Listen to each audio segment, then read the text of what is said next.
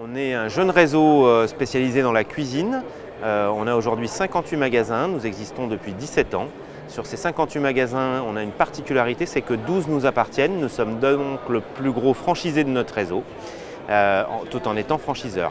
On vend de la cuisine exclusivement assemblée usine allemande et on vend ça au travers de notre réseau de magasins à des particuliers qui ont un budget moyen environ de 5 000 € pour acheter une cuisine équipée pour leur bien immobilier.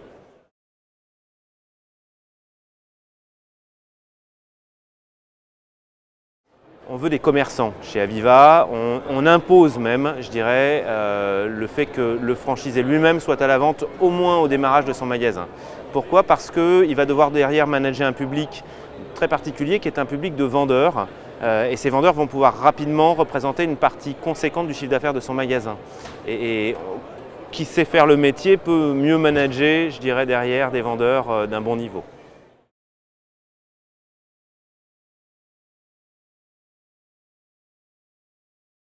Les conditions d'accès financières sont un apport d'au moins 80 000 €. On parle de projets qui sont au global aux alentours des 300 000 € tout compris. On est sur un droit d'entrée de 18 000 € hors taxe pour le franchisé. Et dans les 300 000 €, bien entendu, tout est compris.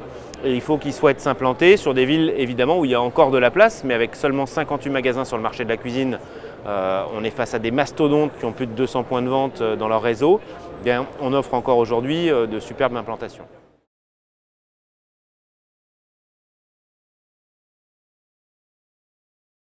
Un candidat va choisir Aviva Cuisine pour une raison très simple et très claire, c'est notre méthode de vente. Voilà. Chez Aviva Cuisine, on n'est pas des vendeurs de remises. On souffre d'ailleurs d'une image du secteur qui est dégradée par certains acteurs.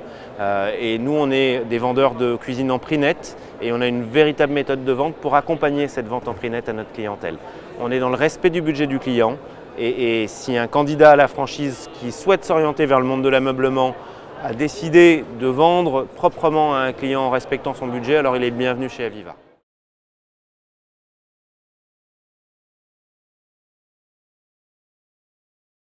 Première étape, c'est de rencontrer un des développeurs. On est 2 aujourd'hui au service développement.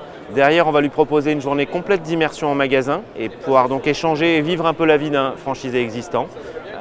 Ensuite, on va l'accueillir à notre siège de Lyon où il va pouvoir rencontrer nos fondateurs et l'ensemble des services support au commerce. On lui remettra alors un document d'information précontractuel. Et là, pendant les 21 jours de réflexion, on va le mettre un petit peu au travail pour pouvoir l'évaluer sur sa capacité à trouver des locaux, à commencer à travailler sur son business plan, à finaliser une étude de marché, puisque nous allons lui remettre un étal local du marché, ce qui n'est pas une étude à proprement parler.